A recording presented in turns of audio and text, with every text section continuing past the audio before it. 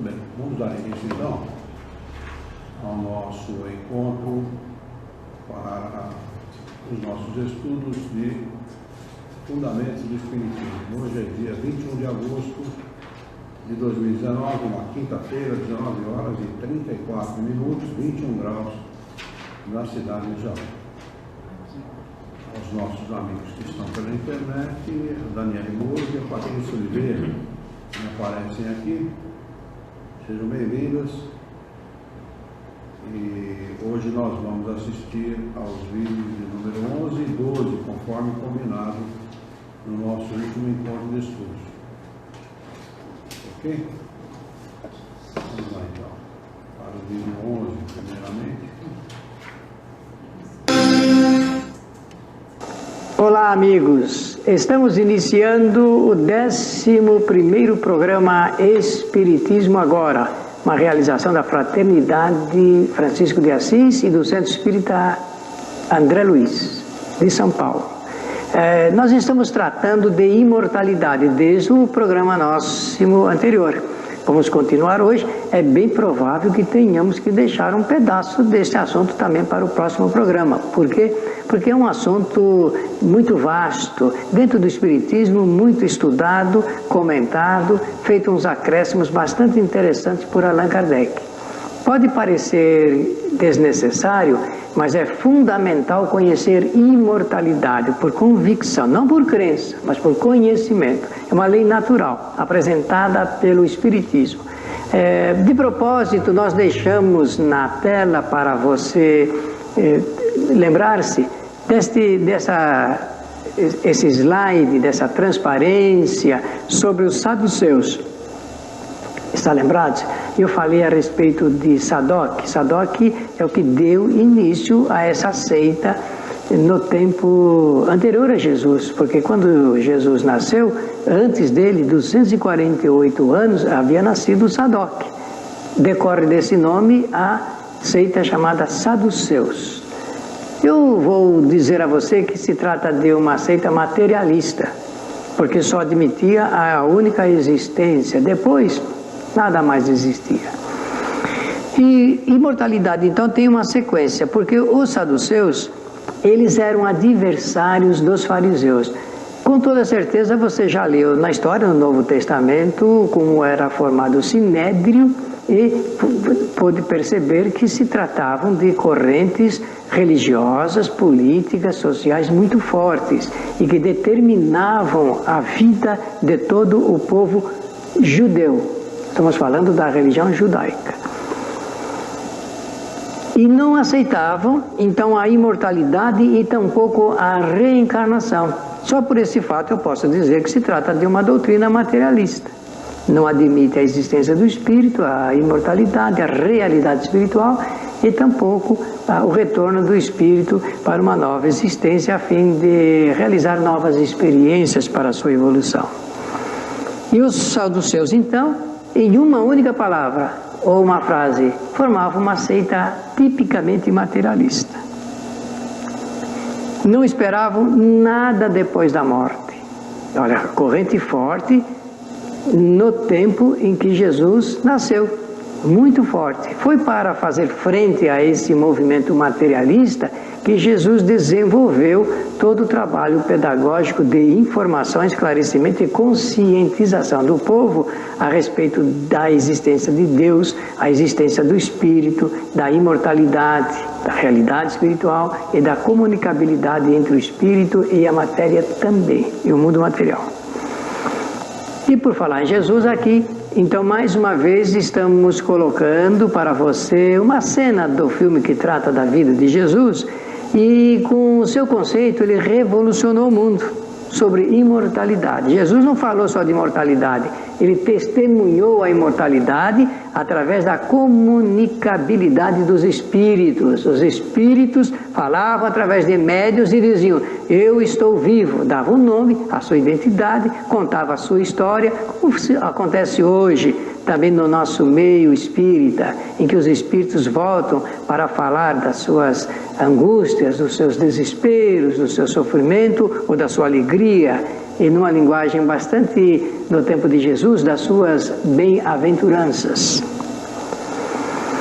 Jesus então tornou mais amplo o caminho da comunicação entre o lado chamado lado de cá e o lado de lá, entre os homens e os espíritos. Sobre esse assunto ligado com comunicação dos espíritos com os homens, nós falaremos no nosso programa relacionado com mediunidade.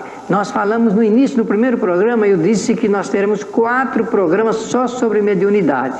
Aguarde, você vai ter a oportunidade de ter todo o conhecimento espírita sobre essa matéria. E Jesus, no seu tempo, então, por necessidade e por facilidade, mostrou como é que se faz isto.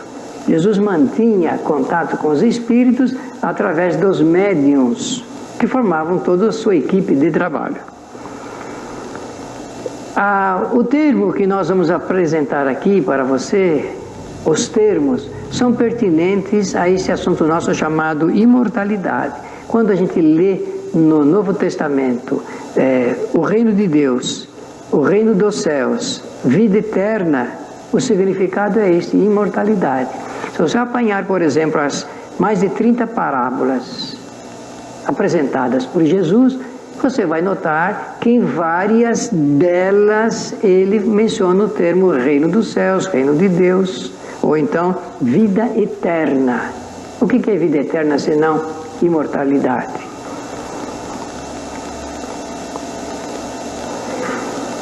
Bem, todas as religiões, seitas que você conhece, que eu conheço, ensinam sobre imortalidade. Cada uma fala da sua maneira, de acordo com a sua orientação religiosa. Mas com certeza todas são obrigadas a tocar nesse ponto. Porque falando a alma, está falando ao espírito. Falando do espírito, está falando da existência do espírito através de um processo imortal, que não morre, não desaparece. Que esta é a beleza desse projeto do Criador para as suas criaturas. E quanto mais conhecimento nós tivermos a respeito deste assunto, menos medo da morte nós teremos. Porque o que assusta o homem é o desconhecimento que ele tem a respeito da vida espiritual. E nós temos medo de viver porque não conhecemos nada sobre a morte. E temos medo da morte porque também não conhecemos nada sobre a verdadeira vida. Então o Espiritismo, que é uma doutrina de esclarecimento, é por isso que se diz: o Espiritismo consola esclarecendo e esclarece consolando. Porque quando nós somos esclarecidos, nós somos confortados espiritualmente. Perdemos o medo de viver. Então a doutrina espírita toca nesse assunto com muita nitidez, sem nenhum receio. E vai ensinar o quê? Vai ensinar que os espíritos todos reencarnam. Ficam algum tempo em estado de erraticidade, chega o momento de fazer novas experiências no mundo material, vamos dizer aqui na Terra, por exemplo, que é o lugar onde nós vivemos, e então existe um processo chamado reencarnação, retornar a uma nova vida, com um novo corpo, confeccionado especialmente para fazer novas experiências. É por isso que chama-se reencarnação. O Espiritismo declara que os espíritos, então, reencarnam para isso que eu mencionei.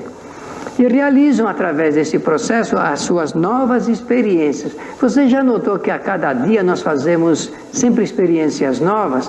Mesmo que pareçam as mesmas experiências, tem sempre algo de novo em cada uma dessas experiências.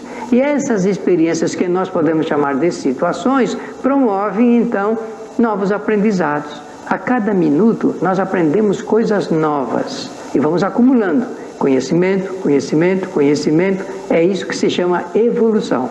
Quando você ouvir a palavra evolução, saiba que isso significa o volume de conhecimento intelectual e conhecimento moral que o espírito realiza durante a sua trajetória. A cada dia nós fazemos isso. E quando nós desencarnarmos, continuaremos fazendo o acúmulo de conhecimentos através de experiências teóricas.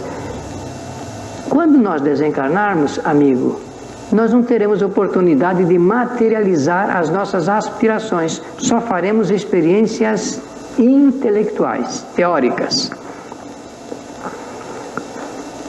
As situações que estamos mencionando lá atrás, olha, nós dissemos assim, realizo novas experiências sobre duas situações. A primeira é das provações e a segunda das expiações. Vamos conhecer um pouco sobre esse assunto melhor a partir do nosso próximo programa, que nós teremos que abordar assunto ligado com provação e expiação. Porque provação e expiação é o estado natural dos espíritos que reencarnam no nosso planeta. Por isso que é chamada Terra, é chamada de um planeta de provações e de expiações. E nós vamos conhecer profundamente e integralmente esse assunto aqui em Espiritismo Agora, para limparmos dúvidas e examinarmos esse assunto com um pouquinho mais de coragem.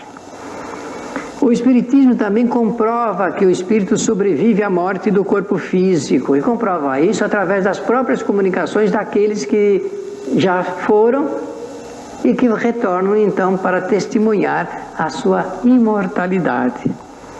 E são os próprios espíritos que, retornando e entram em contato com a vida material por meio da mediunidade, é uma faculdade. Eu disse que nós vamos estudar esse tema. E anunciam então que estão vivos. São eles próprios, testemunham da nossa identidade. Milhares e milhares de comprovações no mundo inteiro, até fora do meio espírita. Não é preciso ser espírita para testemunhar a imortalidade do espírito, não. Em quase todas as religiões e seitas, e mesmo dentro do processo materialista, existem depoimentos de espíritos que voltam através dos meios da mediunidade humanos para dizer isto. Aqui na tela nós estamos vendo uma gravura, uma ilustração de Sócrates, no momento em que ele estava recebendo a cicuta, o veneno para tomar e cumprir ali com a sentença de julgamento de morte que ele recebeu. Ele foi executado através desse processo do veneno. Pois então, Sócrates é uma das figuras mais expressivas da vida da nossa humanidade e que relata esse assunto ligado com a imortalidade. E nós vamos parar novamente esse slide aqui, daqui a pouco a gente continua o Espiritismo Agora, porque temos que fazer um intervalo, e vamos falar um pouco desse grande filósofo da humanidade. Até já. Apoio cultural. Peça já o seu cartão. Ligue 0800 64. Retornamos em Espiritismo Agora com o relato sobre Sócrates nesse tema imortalidade. A história de Sócrates é muito rica. Disse que quando ele estava preso, aguardando a execução, porque ele já havia sido julgado e condenado, disse que um dos seus discípulos mais diretos foi à prisão e foi anunciar que eles estavam preparados para retirá-lo da prisão, da cadeia. Então, nesse diálogo, ele é muito interessante, porque mostra a postura de Sócrates a respeito do tema que estamos conversando em Espiritismo Agora. Então, o discípulo disse-lhe: mestre, esta noite nós vamos retirá-lo desse desconforto aí que você está, e nós vamos libertá-lo. Nós já subornamos os guardas e ele vai se distrair propositadamente e nós vamos retirá-lo aí da cadeia. Diz que Sócrates olhou para o discípulo profundamente e disse assim: mas, meu filho, quem é que disse para você que eu estou preso? Quem está preso é o meu corpo. Eu estou livre, porque através do meu pensamento eu vou onde eu quero. Podem me tirar a vida do corpo físico, mas eu sou imortal. Ninguém pode me matar. Então esse conhecimento é o momento da convicção. Quando nós podemos dizer isto, é porque nós realmente já superamos o medo da morte. Não temos medo de morrer. Também lembrar-se de Blaise Pascal, filósofo, e que tem uma frase bastante interessante para presentear aqueles que gostam de estudar esse assunto. A imortalidade da alma é questão que nos interessa por nos tocar de perto, tanto que é mistério haver perdido qualquer sentimento para podermos encarar com indiferença o saber em que consiste ela, a imortalidade. É muito importante saber disso. É o que dá mais segurança, mais conforto interno para a pessoa. É saber-se imortal. É ter essa certeza de que continua vivo, apesar de morto o corpo físico. Você já pensou em um outro estado da nossa humanidade, num processo novo de educação, em que as criaturas aprenderem desde de crianças esse assunto? Teremos pessoas mais corajosas. E não só isso, nós vamos diminuir também a necessidade do crime, da delinquência, da marginalidade. Por quê? Porque o homem, se sentindo imortal, ele vai repensar sobre a vida e vai transformar os seus minutos melhores aqui na Terra, inclusive em relação ao respeito que tem que ter pelo outro. Porque se nós não morremos, como é que fica essa situação de crime de uma pessoa matar a outra? Se a que mata sabe que o outro continua vivo, vai pensar 4 vezes, não é verdade, antes de perpetrar qualquer crime. Pense nisto. Também as ideias deste grande escritor russo, Fyodor Dostoiévski, escreveu vários livros bastante importantes, relatando coisas inclusive da sua própria existência, livros autobiográficos, né? E ele escreve então, esse escritor russo, o seguinte: só existe uma única ideia suprema sobre a Terra, o conceito da imortalidade da alma humana. Todas as outras ideias profundas pelas quais os homens vivem não passam de extensão dela. Viram? Só existe essa única realidade. Os que pensam, os que analisam, os que se aprofundam sobre a matéria, a vida, chegam facilmente a este resultado. Grande projeto de Deus. E que não criou ninguém para o sofrimento. O sofrimento é passageiro, está na extensão ligeira da falta de conhecimento. Como todos vão conhecer, mais cedo ou mais tarde, eu posso garantir que todos os homens serão felizes pelo conhecimento sobre a realidade espiritual. O grande escritor, dramaturgo alemão Goethe, essa única frase: a vida é a infância da imortalidade. Olha que interessante, para resumir a palavra vida, porque nós não temos noção dessa extensão. E ele fala que é uma instância bastante infantil do que é imortalidade, que é não desaparecer. Descartes, René Descartes, filósofo e pensador francês, para a ocasião de 1600 e pouco. E eu não vou ler tudo isso, mas há um desenvolvimento do seu pensamento bastante interessante. Quero dizer que nem tudo que René Descartes escreveu e disse, nem tudo sobre esse assunto, nós concordamos, porque sabemos que ele é responsável pela ideia materialista de que o espírito estava no corpo, até depois de morto. Nasci, logo existo. Eu choro. Logo existo. Sofro. Logo existo. Amo. Logo existo. Tudo que nós fazemos demonstra a nossa existência. E ele ainda diz no final, vocês podem ler aí no final: morro. Logo existi. Cada pensador tem regras do pensamento voltados para este assunto, ligados com imortalidade, de uma forma ou de outra. E no final ele diz: esta é a graça de existir, saber que cada detalhe faz você viver.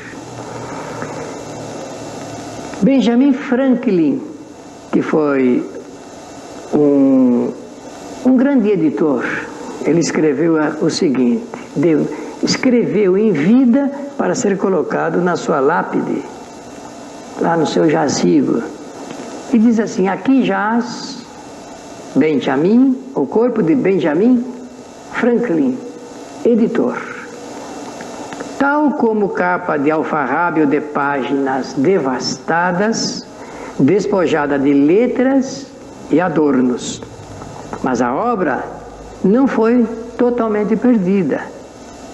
Logo, como ele acreditava, mais uma vez ressurgirá em nova e aperfeiçoada edição, corrigida e ampliada pelo autor. Está falando do quê?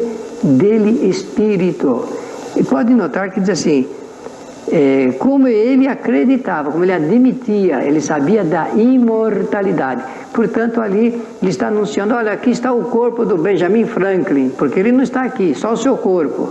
Ele retornará, regressará para a vida em uma outra encarnação.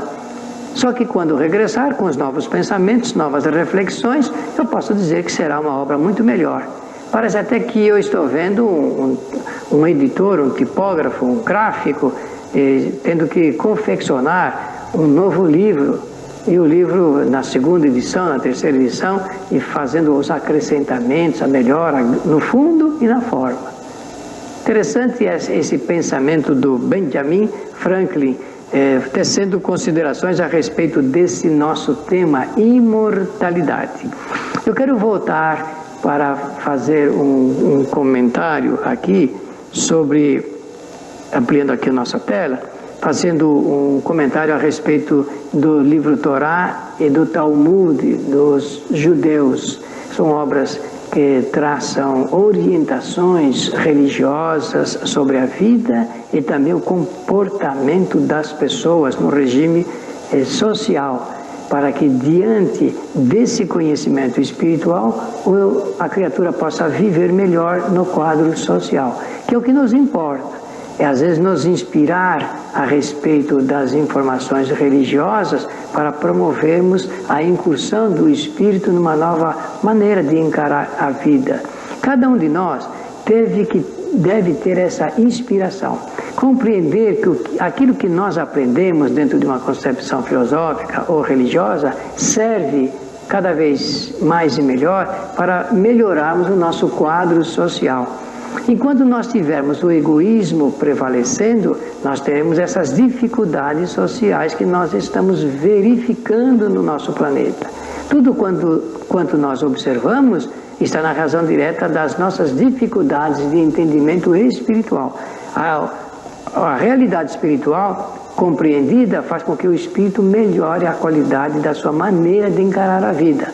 E estamos falando isso porque o Espiritismo é uma proposta que, através de toda a sua teoria doutrinária, possa contribuir com o nosso planeta a fim de que o homem possa viver melhor. Eu e você poderemos estar divididos por ideias, por concepções, até, digamos, por seitas ou religiões, organizações religiosas.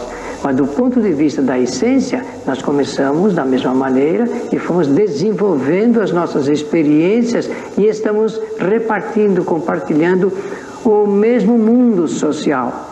E cada um quer a melhora desse mundo. O Espiritismo também contribui através dessas ideias novas. É por isso que eu apresento aqui esses 3 livros, que é o caso da Torá, do Talmud e também da Bíblia, para dizer que nós podemos, e juntando aqui outros livros que são históricos da humanidade, poderemos encontrar neles inspirações para melhorarmos o nosso quadro social. Essa é a proposta que o Espiritismo faz a partir de todas as ideias apresentadas no livro chamado Livro dos Espíritos, que é uma remissão a todo o desenvolvimento das ideias de Jesus de Nazaré. Jesus tinha um pensamento bem revolucionário a respeito da vida, para retirar o homem do sofrimento através do conhecimento. Há uma frase de Jesus que se encontra contida no Novo Testamento. Ele diz assim: conhecereis a verdade e a verdade vos libertará. Prestemos bem atenção na frase de Jesus. Supõe-se que tenha sido ele que tenha dito, está lá grafado, né, pelos evangelistas, que são redatores de textos 60, 70, 80 anos depois da morte de Jesus. Mas prestemos atenção. Conhecereis a verdade e a verdade vos libertará. Primeiro conhecer. Então ele está dizendo que com o conhecimento da verdadeira realidade espiritual, com ele nós podemos nos libertar do sofrimento, da dor, do desespero, do desencanto que por vezes assola os homens a respeito da vida. E com o conhecimento, então, o indivíduo fica com mais vontade de viver. Ele valoriza melhor a vida, entende melhor as causas do sofrimento e trabalha pelo seu próprio melhoramento. Pronto, terminamos aqui mais um programa Espiritismo Agora, feito para você que gosta de estudar e que quer conhecer os fundamentos básicos da doutrina espírita, codificada por Allan Kardec. Pela sua atenção, o nosso agradecimento e até o nosso próximo programa.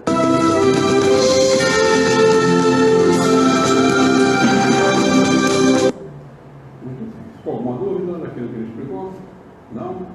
Só para fazer um esclarecimento, a imortalidade é a primeira lei que é tratada nesse curso do Sr. Milton. Ele coloca como imortalidade exatamente por ser a principal e de onde decorre todas as outras. É da imortalidade que decorre todas as outras leis. Não houvesse a imortalidade, não haveria razão para haver outras leis, a vida seria uma só e tudo estaria resumido ao entendimento material da vida. Uma vida única e nada resulta dela depois da morte. A imortalidade é fundamental, ela ser entendida na amplitude do significado dela e tê-la em mente sempre como dela decorrendo todas as outras leis da vida, leis naturais. Alguma pergunta aí pela internet?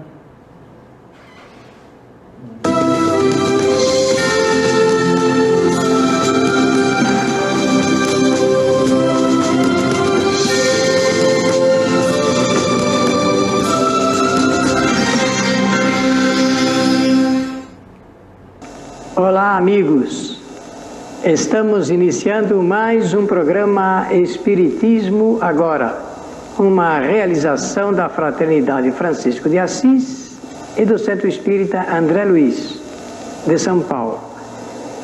Queremos agradecer a todos aqueles que estão escrevendo para o nosso programa, cumprimentando, elogiando, fazendo observações e recomendações. A todos os amigos que nos escreveram os nossos agradecimentos. E se você está vendo pela primeira vez este programa e quer conhecer os programas anteriores, acesse o nosso site. Aí você está lendo o disco, nosso endereço para você entrar no site de Espiritismo Agora. Um programa feito para você que gosta de estudar e que quer conhecer as bases filosóficas e científicas da doutrina espírita, codificada por Allan Kardec. Esse é o nosso programa de número 12, é o 12º programa de Espiritismo Agora. E vamos hoje falar, atendendo às inúmeras solicitações de pessoas que nos escreveram, e também conforme o nosso programa anterior, quando falamos de provações e expiações. E nós hoje vamos tocar nesse assunto, que é um assunto bem correlato com os estudos que estamos realizando aqui em nossa rede. Provações e expiações. Vamos conhecer tudo. Vamos começar neste programa, porque penso que um programa só não será suficiente para abordarmos todos os aspectos, mas vamos iniciar, pelo menos, no programa de hoje. E vamos fazer uma explicação espírita sobre provações e expiações. Quantas vezes você já ouviu falar dessas duas palavras? Das provações e das expiações. Vamos começar por provações.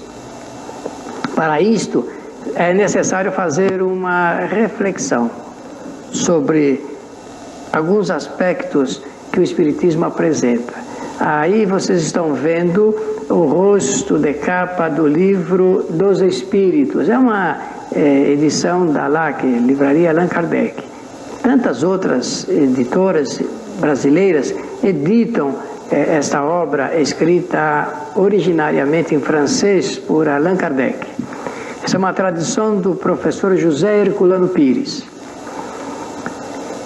Na questão 399 do Livro dos Espíritos, nós temos um assunto relacionado com o livre-arbítrio.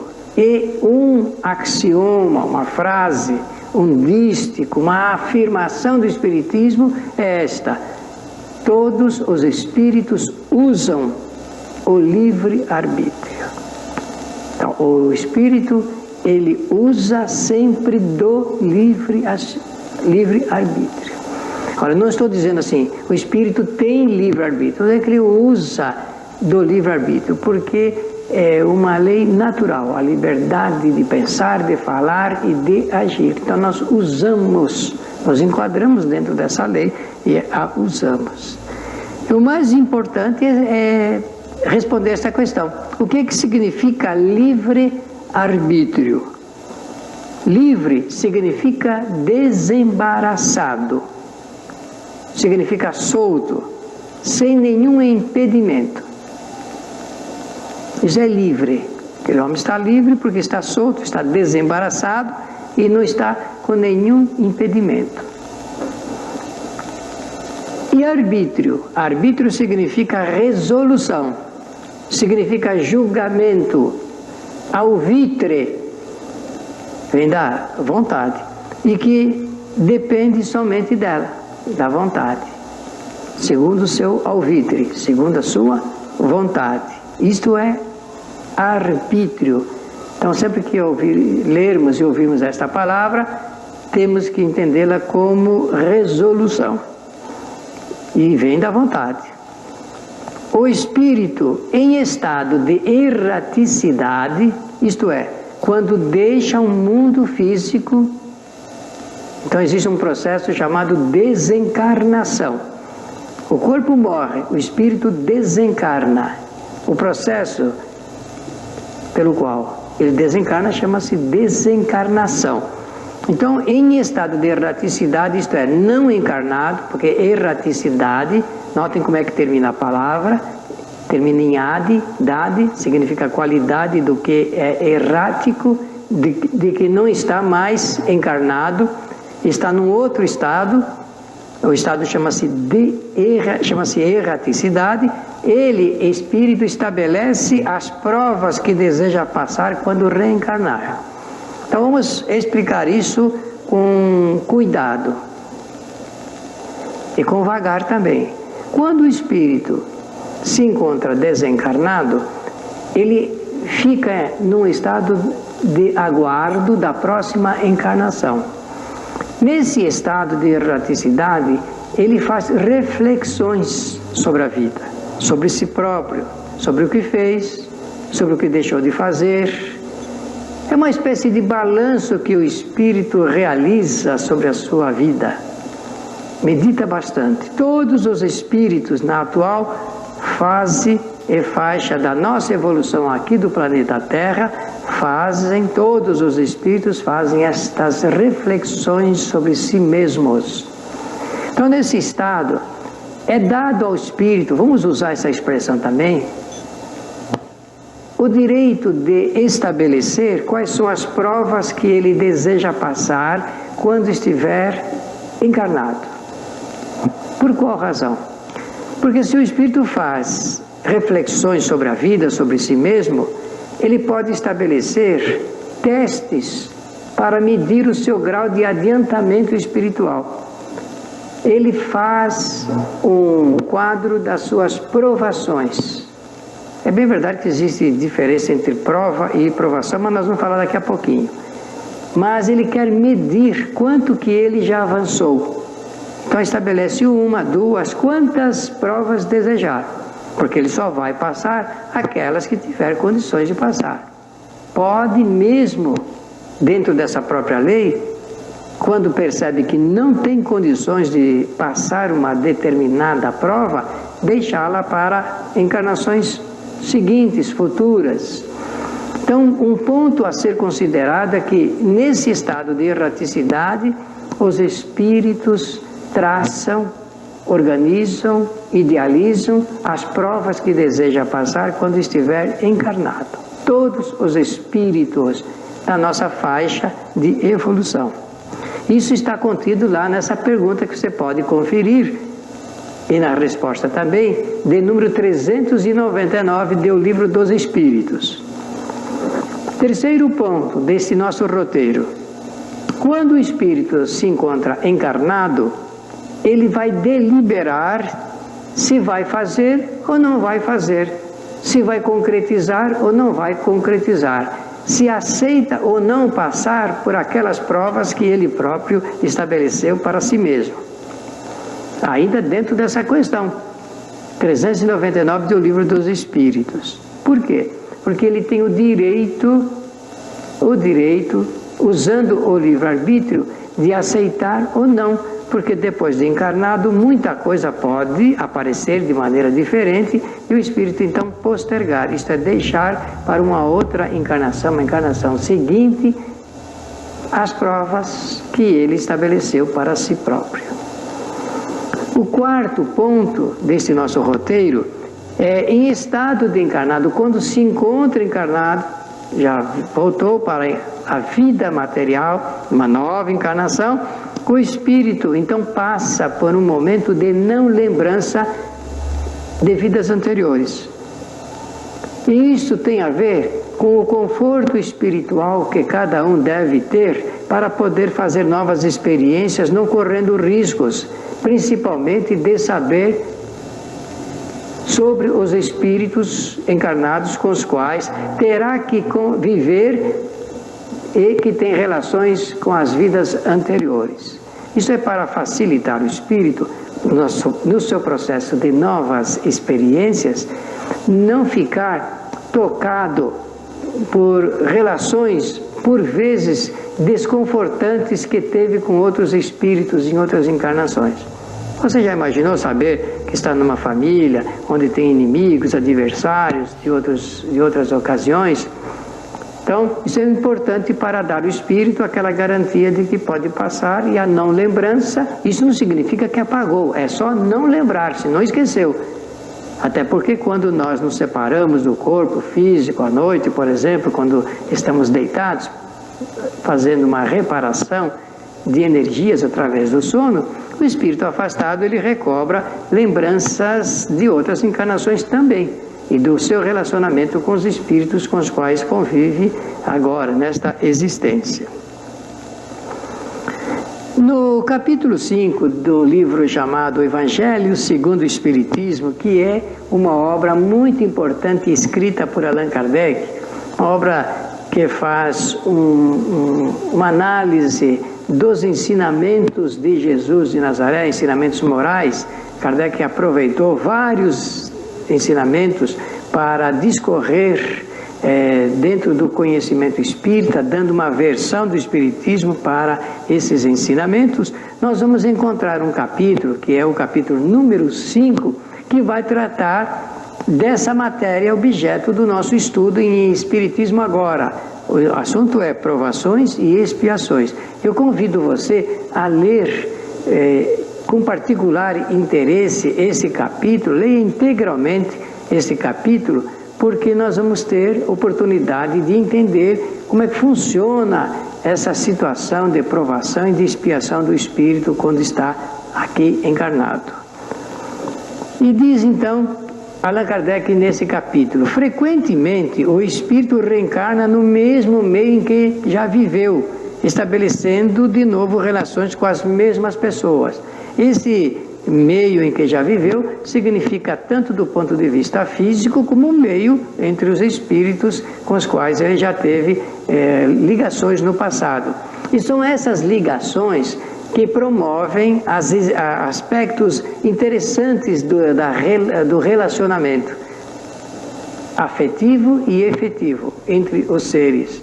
Decorre desses relacionamentos, então, pendências. Essas pendências ficam, inclusive, para as chamadas existências futuras.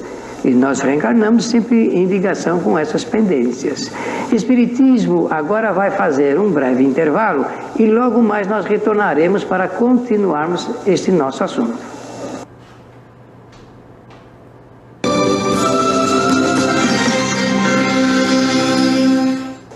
Retornamos em Espiritismo agora a esse tema aprovações e expiações dos espíritos. Estamos fazendo referência ao capítulo 5 do livro O Evangelho segundo o Espiritismo, onde Allan Kardec desenvolve aspectos curiosos, interessantes e importantes sobre a matéria. Citamos esta frase: frequentemente o espírito reencarna no mesmo meio em que já viveu, estabelecendo de novo relações com as mesmas pessoas devido às pendências naturais nesse processo de relacionamento.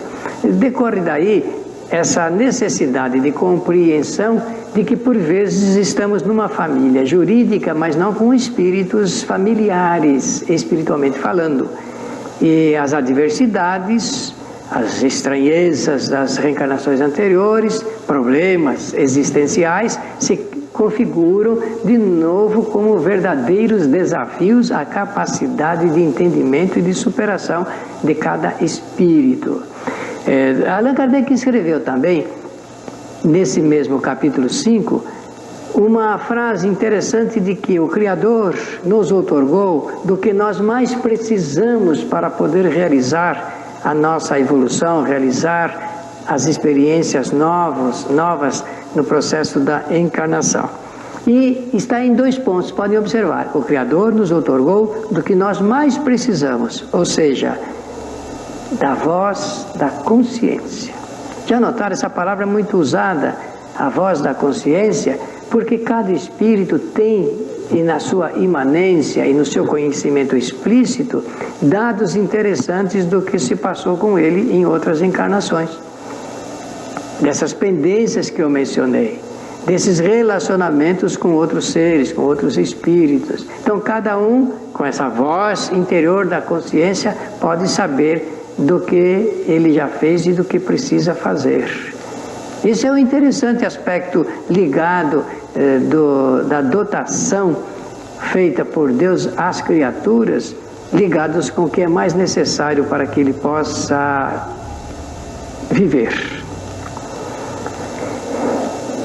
As atuais tendências más indicam o que é necessário corrigir. Cada pessoa conhece si mesma, conhece na interioridade, na imanência, do que já fez, do que deixou de fazer, das coisas certas, coisas erradas. Não há como esconder as coisas de nós próprios. Podemos escondê-las dos outros, mas nenhum de nós esconde de si mesmo.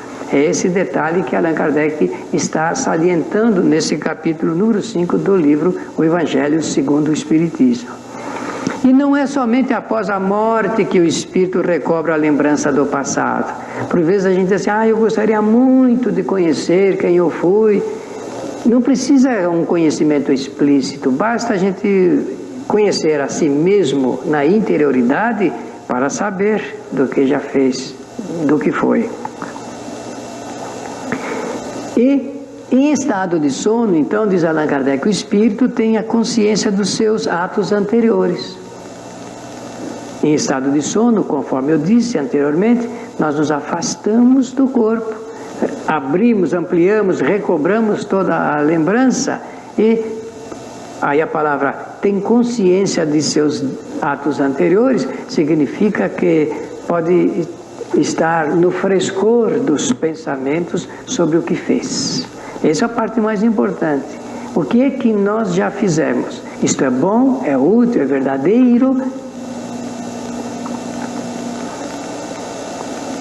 Aí está a indicação para você ampliar o conhecimento sobre esta matéria. O Evangelho segundo o Espiritismo, obra publicada por Allan Kardec, no seu capítulo 5, no item número 11. Leia com atenção esse capítulo, porque ele vai ampliar o conhecimento sobre esta matéria. Porque todos nós precisamos conhecer bem esse assunto ligado com as provações e as expiações. E também saber se aquilo que nós passamos é uma prova ou é uma expiação. Quem de nós não quer saber? Até porque existem momentos tão aflitivos na vida das pessoas que o indivíduo fica sem saber se aquilo ele próprio ajustou para si mesmo com um teste, com uma prova, ou se é uma expiação. Uma expiação nós temos que entender também o que seja. Como então poderemos saber se o que passamos é uma prova ou é uma expiação? Você já perguntou isso alguma vez? Então hoje chegará o momento de nós sabermos direitinho como é que o Espiritismo explica essa situação. E como é que nós podemos saber se aquilo que estamos passando é uma prova que escolhemos ou é uma expiação? Bem, para entender bem isso, nós vamos começar esse assunto aqui no nosso programa de número 12, mas provavelmente teremos que esgotá-lo no programa de número 13, aqui de Espiritismo Agora.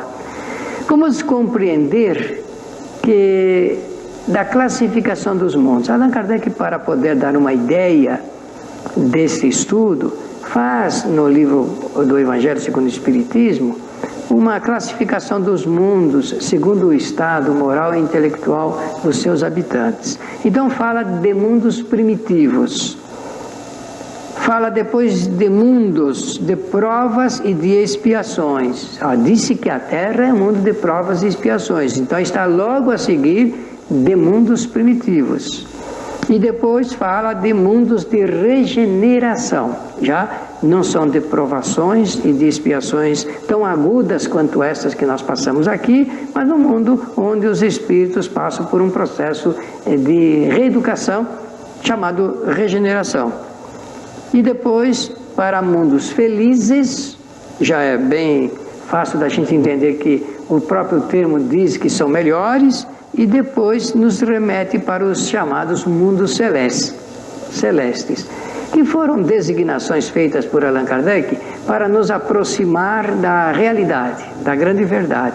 Mas isto não tem, assim, uma inflexibilidade. Allan Kardec diz que é bem flexível isso tudo. O mais importante é entendermos a tônica, o objeto do estudo espírita sobre a matéria. Nos mundos primitivos, Allan Kardec diz que são planetas físicos destinados às primeiras encarnações dos espíritos na forma humana. E que essa forma humana, nesses mundos, é ainda muito rudimentar, bem inicial. Está se formando, tendo essa forma humana. A impressão, já podemos ter a impressão de que ele está falando de formas bastante diferentes dessa que nós conhecemos. Não é tão bem acabada como nós aqui no planeta Terra. E por ser ainda forma rudimentar e estar ainda no processo de primitividade, a prevalência dos atos são mais instintivos do que racionais.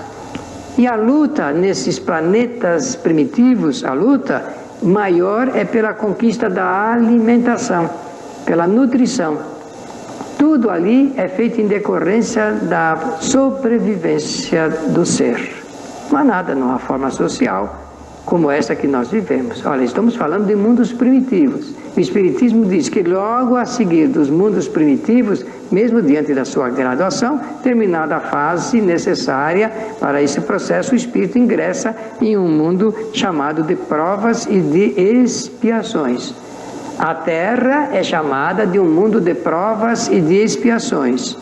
A tendência natural num planeta como o nosso é do mal, porque a falta de conhecimento faz com que o espírito ainda incida em erros, equívocos, em desvios éticos e morais. Por isso que se chama mal. No fundo, o mal é a ausência do que é bom, do que é o bem. Só vai aprender lá na frente. Por ora, a nossa primeira tendência é esta, porque é gerada a primeira tendência pelo egoísmo, egocentrismo do espírito. onde existem as imperfeições morais. Imperfeições morais significa o seguinte: o espírito ainda não procede corretamente no processo de relacionamento humano, no relacionamento com outros seres, e que se transforma, por necessidade, em um verdadeiro campo de testes do espírito. Por isso chama-se provas. O espírito, ele vai fazer os próprios testes para medir o grau do seu adiantamento espiritual. Cada espírito faz isto.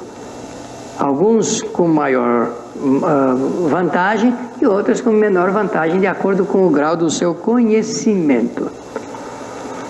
E ligados, obviamente, às suas provações e às expiações, a todas as causas anteriormente produzidas pelos espíritos. Quando nós deixarmos esta encarnação definitivamente, nós levamos conosco todo este quadro de causas e efeitos anteriormente produzidos, como material para reflexões, porque nós não vamos trabalhar mais materialmente quando entrarmos em estado de erraticidade. Vamos trabalhar só intelectualmente, fazer experiências só com o pensamento, experiências chamadas teóricas, ligadas com o pensamento a espíritos desencarnados e também aos desencarnados que deixamos aqui na Terra e com os quais convivemos socialmente.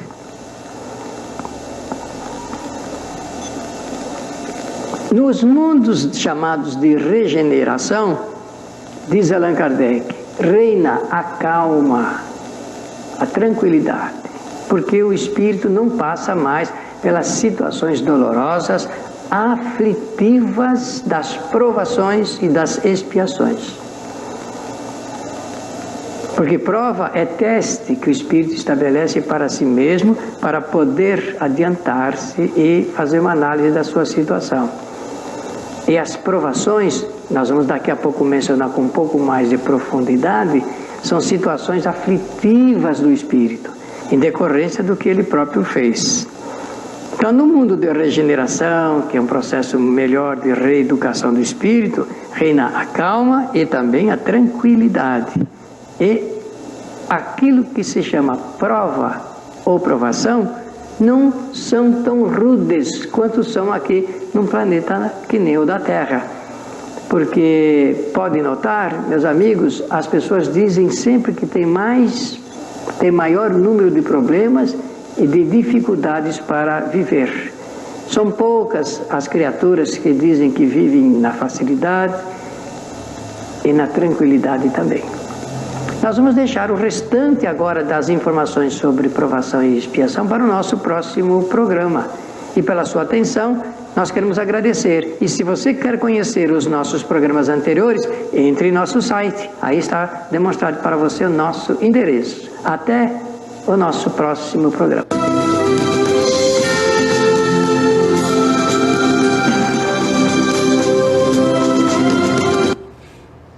Muito bem. Ficou alguma dúvida, gente? Quero fazer uma colocação. Quando ele fala dos mundos primitivos, bate bem com a descrição, historicamente, dos homens das pedras. Até antes disso, né? Sim. Houve eras. Então, a Terra também é um mundo primitivo. Não, a Terra foi. Então, existe esse modo de viver em outro planeta, é isso? Sim, claro. Existem planetas que estão ainda no estado em que esteve a Terra anteriormente. A Terra passou por essa fase. Está saindo dessa fase. O Senhor Milton chama de provas e expiação, mas Kardec chama de expiação e provas. É nessa ordem que Kardec coloca lá quando ele faz a qualificação dos mundos, no Evangelho segundo o Espiritismo, ele coloca que o nosso planeta é um planeta de expiação e provas. Foi a segunda fase. A Terra passou para a situação do planeta de expiação e prova. Está para passar para a fase de regeneração. Essas fases são todas físicas, mundos físicos. Na realidade, o planeta ele não é feito somente para que o encarnado viva. Ele é feito para que os espíritos que habitam esse planeta encarnados e desencarnados vivam. Então, o encarnado, raramente ele vive uma situação de expiação. Ele vive, o Sr. Milton colocou de uma maneira, didaticamente, mais fácil de ser entendido, porque o Espírito ele pede provas, ele acaba vivendo provações, e depois, por conta dessas provações, ele acaba vivendo em estado de erraticidade, depois que desencarna, livre do corpo físico, as expiações. É assim, o Espírito pede as provas, mas ele é ignorante, ele falta-lhe conhecimento. Então, durante as provas na Terra, o que acaba acontecendo com o Espírito? Ele vive, por conta dessas provas pedidas, muitos sofrimentos, muitas angústias. Acaba gerando angústia, insatisfação, dor, sofrimento, por causa da ignorância dele. Aí ele gera, em decorrência dessa situação, ele gera outras situações que vão dar causa para os efeitos que ele vai vivenciar em estado de erraticidade. Então, por conta das provações da vida, mal vividas, por exemplo, ele pode, em estado de erraticidade, viver uma vida de muito sofrimento, que pode ser considerado a expiação, a verdadeira expiação. Porque o homem que vive um estado de muito sofrimento aqui na Terra, em situações muito dolorosas, esse espírito ele já foi preparado, ele, ao longo das suas encarnações, ele se preparou para aquela situação. E ele pediu aquela situação, como pede qualquer outra prova, uma situação mais rude, de maior sofrimento, para ressarcir a sua consciência daquilo que foi cometido em outras oportunidades. Então, a verdadeira expiação, ou seja, a situação em que o espírito vive de muito sofrimento, para o qual ele não tem condição de se livrar, de amenizar esse sofrimento, é o estado de erraticidade. Ele vive também a expiação como encarnado, mas de uma maneira diferente do que do estado de erraticidade. O estado de erraticidade é mais rude a dor, o sofrimento é mais intenso, não tem como ele disfarçar esse sofrimento. No corpo ele ainda tem como disfarçar, ele dorme, toma um barbitúrico, usa uma droga qualquer para se drogar, para sair fora da realidade e tal. Em estado de erraticidade não tem como fazer isso. Então lá realmente esses espíritos que habitam o nosso planeta vivem realmente aquilo que a gente pode chamar de expiação, ou seja, os sofrimentos rudes causados por uma vida mal vivida. Entendeu? Então o planeta nunca é feito somente para os encarnados, ao contrário, nós é que estamos no meio dos desencarnados, não é eles que estão no nosso meio. Aliás, não somos nós que permitimos a eles estarem no nosso meio, somos nós que vivemos no mundo dos espíritos, no meio deles, como encarnados, que a maioria é desencarnada. Então, neste mundo, vivem as expiações e as provas, os encarnados e os desencarnados.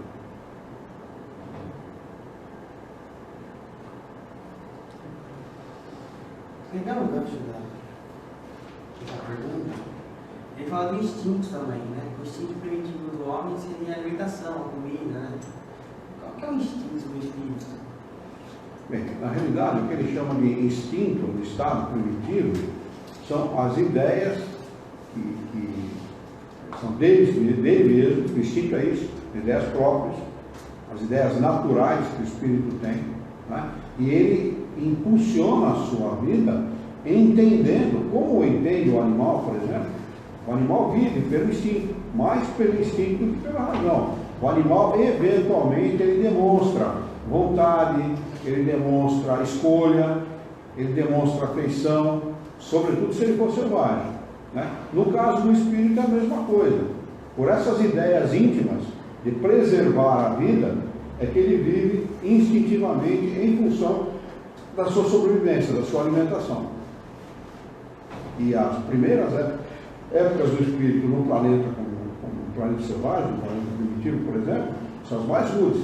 É onde ele vive, por exemplo, na árvore. Ele não tem ainda nem a noção, nem a consciência de que ele é capaz de se defender do predador. Porque ele é obrigado a viver como alguns animais, por exemplo, macaco, por exemplo, que vive sobre as árvores. Raramente ele desce. São poucos os macacos que descem. Os maiores, por exemplo, os gorilas, os chimpanzés, né? Alguns descem das árvores, mas os menores vivem nas árvores por causa dos predadores. O homem é a mesma coisa, até o momento em que ele aprende a fazer um movimento chamado movimento de Pinson, onde ele aprende que ele é capaz de ele pegar as coisas como pegam os animais, né? Dessa maneira ele aprende a fazer esse movimento, tá? Pegar as coisas onde ele começa ele percebe que ele tem a possibilidade de se defender jogando coisas do seu predador, usando de uma arma, aí ele desce da árvore. Então, os primeiros anos da vida humana, como espécie humana, num planeta primitivo, são as mais rudes, porque além de ele viver pelo instinto, muito pouco pela razão, né? Mais pelo instinto e pela necessidade de sobrevivência, ele tem muito pouco conhecimento para que essa vida seja uma vida mais longa e com mais conforto. Aí ele vai aprendendo. Ele aprende a viver em sociedade, por exemplo, em grupos, né? Pequenos a princípio, depois em grupos maiores. Ele conhece o fogo, ele aprende que através do fogo ele pode sobreviver mais longamente e conhecer regiões que para ele eram desconhecidas, e assim sucessivamente, até chegar numa situação de expiação e provas como a nossa, onde o espírito ele já é um espírito complexo. Ele já não é mais um espírito simples, não é?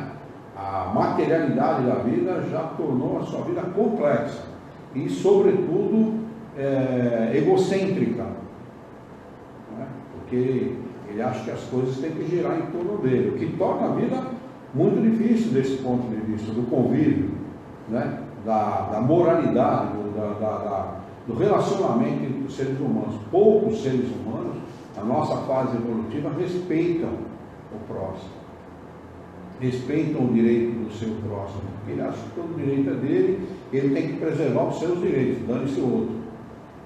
Então, até chegar no momento de regeneração. Quando ele chega no momento de regeneração, quando ele fala que o espírito vai ser educado, na realidade não é bem educado, na minha maneira de pensar, não é educado não. A situação de regeneração é uma situação de regenerar, de tornar sadio. Não é isso? Voltar ao gênero, regenerar. Não é? Então, ele volta a ser um espírito sadio, ou seja, ele já compreende a necessidade de viver moralmente melhor, a necessidade de um relacionamento ético e moral melhor com o seu próximo. Ele ainda passa por provas, mas as provas não são tão rudes assim, né? E ele é capaz, por exemplo, de realizar tarefas e provas aqui nesse mundo sem ferir o seu próximo. Ou seja, no mundo de regeneração, o bem vence o mal. Ao contrário do nosso mundo. No nosso mundo, o mal vence o bem. Ensinamento dos Espíritos, não sou eu que estou falando, não. E é verdade mesmo. Se você analisar, se fizer uma análise fria daquilo que é o nosso mundo, o bem não vence o mal, não. O mal vence o bem. Né? Infelizmente. A Davi está perguntando: existem espíritos felizes na Terra e como podemos identificar? Os espíritos responderam essa pergunta a Kardec, viu, Davi? Da seguinte forma: mantenha a tua consciência limpa e você já desde esta vida se sentirá feliz. Né? Então, realmente a felicidade plena não é nesse mundo, não. Como disse Jesus ensinou isso: a felicidade plena não é nesse mundo. Nós temos aqui uma felicidade bastante relativa, e relativa à tranquilidade de consciência de cada um. Né? Por isso que nós vemos pessoas aqui no nosso mundo que, apesar de terem todas as condições, todas as possibilidades para serem felizes, elas reúnem as 3 qualidades básicas que nós, encarnados na Terra, resumimos como as condições básicas da felicidade, ou seja, juventude, saúde e dinheiro. Né? Às vezes as pessoas reúnem essas 3 condições e não são felizes. não são felizes exatamente porque não sabem viver moralmente bem, né? As regras de relacionamento entre os homens, elas são muito subvertidas.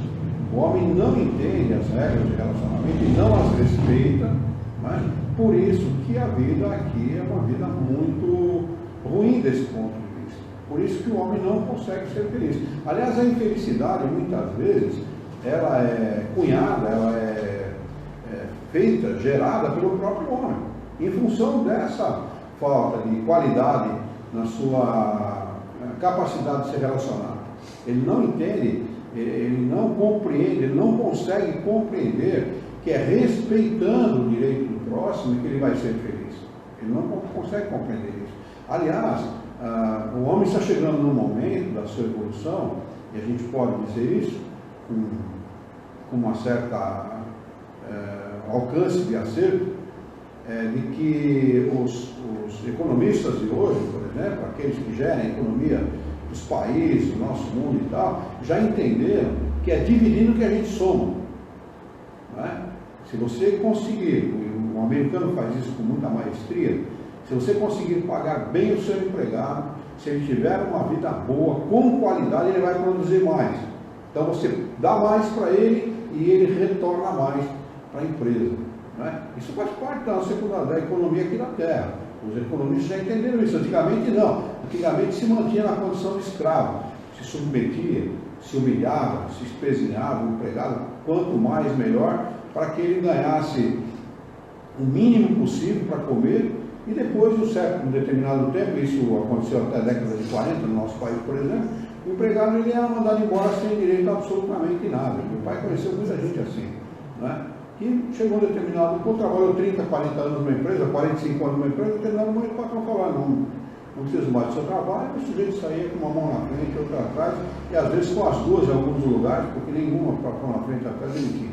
Né? Então, veja o grau de incapacidade que o homem tem, a incapacidade que ele tem, o grau de irresponsabilidade que ele tem no relacionamento com o seu próximo. Né? Isso a gente chama de falta de senso de humanidade. E nós carecemos de senso de humanidade. O senso humanitário do homem está muito atrelado àquilo que ele precisa, àquilo que lhe é conveniente, não aquilo que é conveniente ao seu próximo.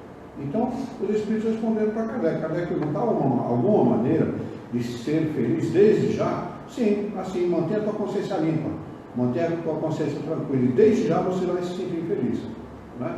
Por isso que os antigos, os mais sábios dizem que o fato de colocar a cabeça no travesseiro, conseguir dormir com tranquilidade, 6, 7, 8 horas por noite, já é uma felicidade, e é mesmo. Né? Muita gente, eu conheço gente assim, gente que tem condição financeira abastada, né? Toma comprimido forte para dormir à noite, já confidenciou para mim que chegou a tomar 3 numa noite e não dormiu. E já chegou a ficar uma semana inteira sem dormir. Imagine você quanto de infelicidade, de insatisfação, de tristeza, de amargura, de sofrimento uma pessoa dessa vive. Né? Então é isso. Os Espíritos responderam isso. Você vai encontrar essa questão no livro dos Espíritos. Eu não me lembro qual é a questão agora, mas posso procurar e passar para você pelo WhatsApp. Aliás, por falar em WhatsApp, eu queria avisar a todos que eu estou postando, vou postar agora o vídeo número 13 e 14 no YouTube, lá na página Princípios Fundamentais da Doutrina Espírita. Tem duas páginas com nome semelhante. Uma é Princípios Fundamentais e outra é Fundamentos do Espiritismo. Princípios Fundamentais da Doutrina Espírita e outra é Fundamentos do Espiritismo. Princípios Fundamentais são esses vídeos ainda que nós estamos por estudar. Eu posto lá antecipadamente para que a gente possa ver. E os Fundamentos do Espiritismo são esses encontros de estudo que nós realizamos aqui normalmente com esses 2 vídeos que a gente assiste. Então, desde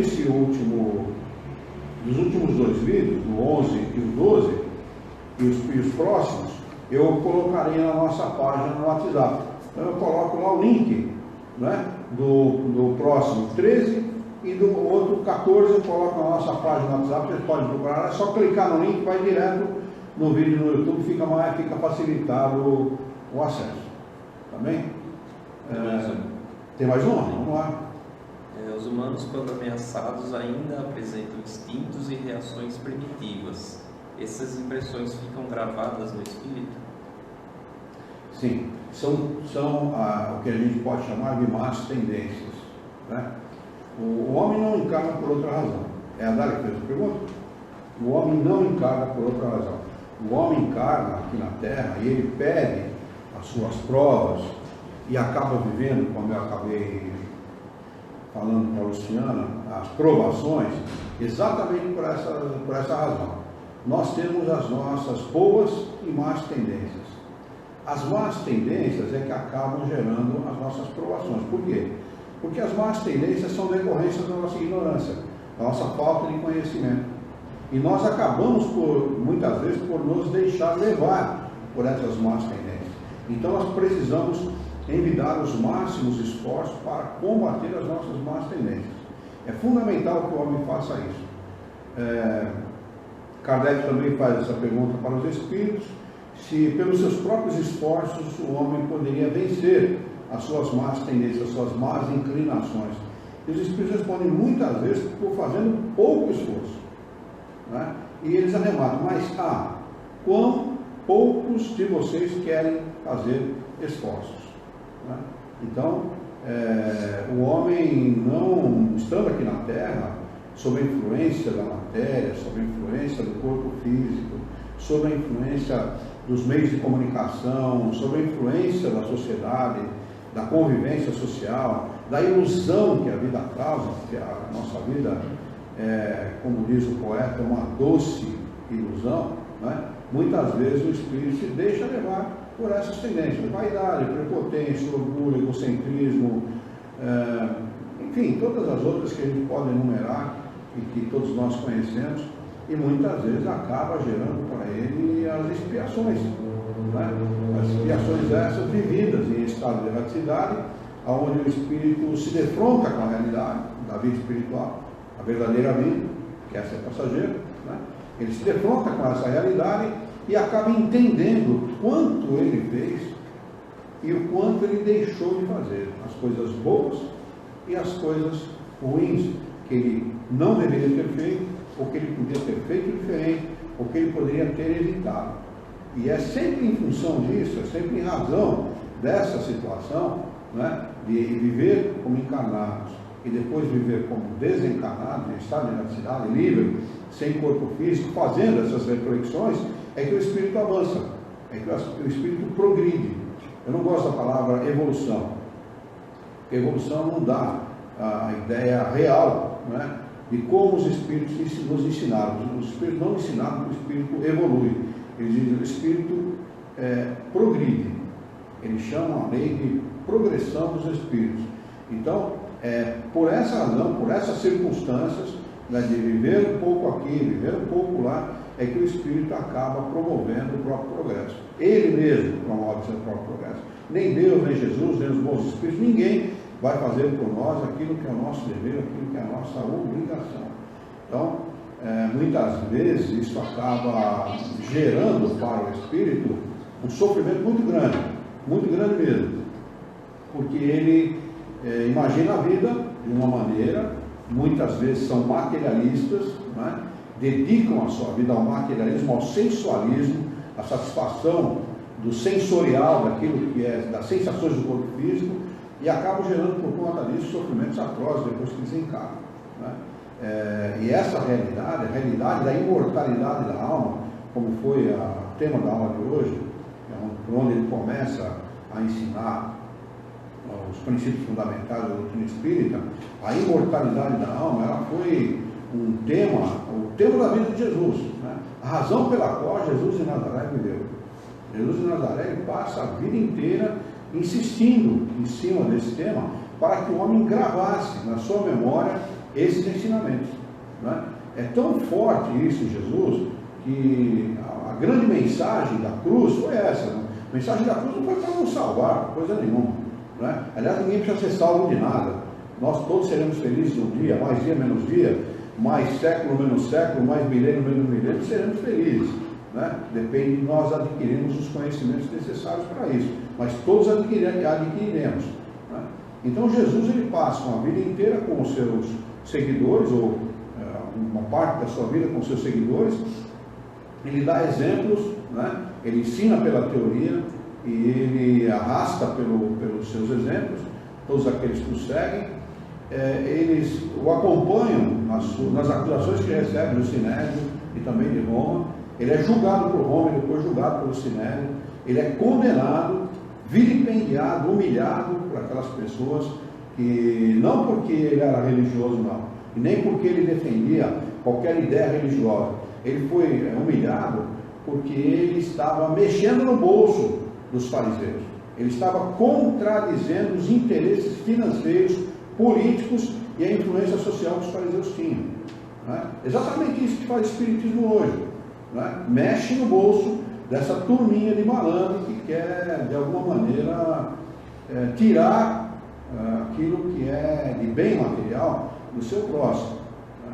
Então Jesus foi condenado, foi crucificado, né? Porque era a pior pena que podia ser atribuída a alguém. Só os celerados, só os condenados eram atribuídas essa pena, mas Jesus sofreu essa pena injustamente, a gente sabe que foi injustamente, e os seus seguidores o seguiram todo esse processo, seguiram ele durante a vida, viram o que ele fez durante a vida, acompanharam todo o desenvolvimento do trabalho de Jesus, viram Jesus morrer na cruz, e depois de um certo tempo, de um determinado tempo, esses mesmos seguidores viram Jesus materializado na frente deles, né? Então olha o significado: vocês me viram viver a vida material, me viram morrer na cruz, viram meu corpo morrer, meu espírito desencarnar, estão me vendo vivo novamente. A morte não existe. Essa foi a grande mensagem da vida de Jesus. Então a imortalidade, é fundamental que a imortalidade seja entendida, porque a partir do momento em que o homem entender o significado dessa palavra, dessa lei natural, na amplitude do significado dela, nós vamos começar não só a mudar o homem, mas mudar fundamentalmente as suas instituições, porque o homem vai deixar de prejudicar o próximo e de salvaguardar somente os seus interesses materiais. Ele vai começar a salvaguardar os seus interesses espirituais. Por isso que Jesus, nos seus ensinamentos, pede para que o homem busque os tesouros do céu. O que ele chama de tesouros do céu, senão os tesouros espirituais? Ou seja, os tesouros que o ladrão não rouba, a ferrugem não consome e a traça não rói. Não é? Era essa a mensagem de Jesus. Então, assim como ser feliz, desde já, e assim como o homem alterar a maneira pela qual ele vive, confiando na imortalidade. Como disse o senhor Felipe, muito bem, por sinal, confiar na imortalidade, saber da imortalidade, não acreditar, não é? Mas saber, ter essa convicção pelo conhecimento, é fundamental para que nós nos sintamos confortados na nossa vida, ou seja, vivamos com vontade de viver, com desejo de acertar, porque nós sabemos que isso vai levar a um único resultado: a felicidade depois da morte, a felicidade depois da perda do corpo físico, né? A nossa alma vai perder o seu corpo físico, vai restar dali o perispírito e o espírito, ele vai desencarnar e, em estado de erraticidade, livre, sem corpo físico, o espírito vai gozar essa felicidade ou vai sentir a sua infelicidade pela falta de conhecimento. É fundamental conhecer a imortalidade, é fundamental sentir-se consolado por esses ensinamentos, né, a fim de que nós possamos combater o bom combate, como dizia Jesus, né? É fundamental combater o bom combate, e o bom combate se combate assim: amando, respeitando, sendo honestos, sendo dignos da vida, trabalhando em benefício da nossa sociedade, em benefício do próximo, né? E ganhando desta maneira uma consciência tranquila, vivendo bem, independentemente da nossa condição social ou financeira. Mais alguma pergunta aí? Pergunta para ela se satisfez as respostas, senão nós podemos continuar explicitando mais alguma coisa. Alguém tem mais alguma pergunta? Ficou claro aquilo que nós estudamos?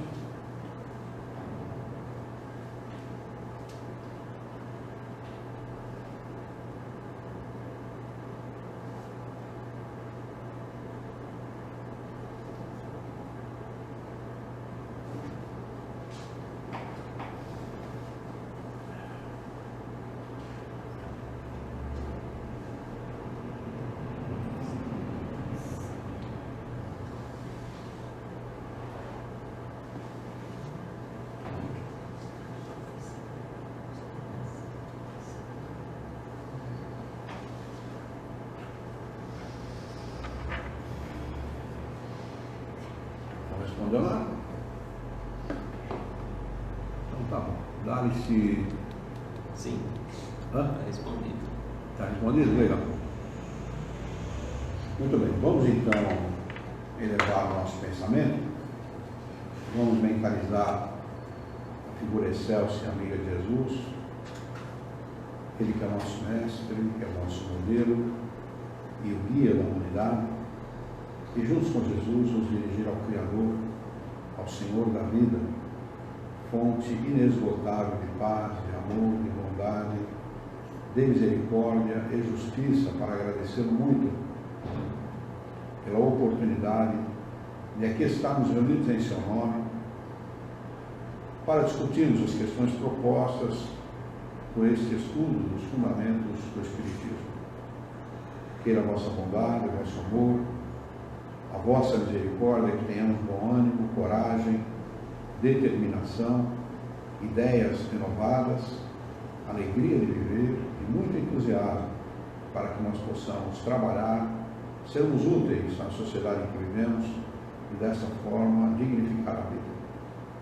Auxilia-nos ainda, Senhor, dá-nos a coragem necessária para que nós possamos orientar a própria existência com um profundo e sincero respeito pelo nosso próximo. Em teu nome, em nome de Jesus, em nome dos bons espíritos, em nome do nosso diretor espiritual e toda a sua equipe, nós declaramos encerrado o nosso encontro de estudos dessa noite. E que assim seja.